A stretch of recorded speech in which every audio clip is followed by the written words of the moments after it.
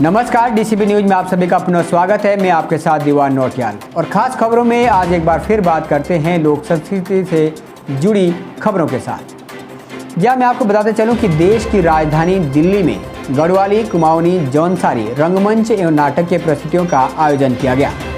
यह आयोजन दिल्ली सरकार के तत्वावधान में किया गया है और इस कार्यक्रम के अवसर पर दिल्ली के उप मुख्यमंत्री सिसोदिया जी भी उपस्थित दिखे।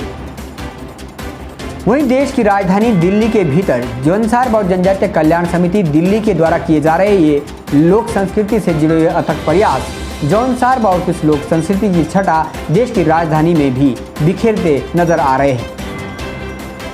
ये जौनसार व जनजातीय कल्याण समिति का ही प्रयास था कि पहली बार देश की राजधानी दिल्ली के भीतर जौनसारी रंगमंच के कलाकारों के साथ साथ नाटक की प्रस्तुतियां भी देखने को मिली।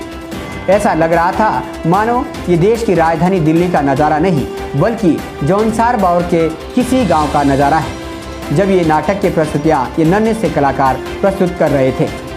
आइए आपको भी ले जाते हैं उन मनमोहक प्रस्तुतियों की ओर और आप भी आनंद लीजिए जनजातीय क्षेत्र जौनसार बाउर की उस खूबसूरत संस्कृति की।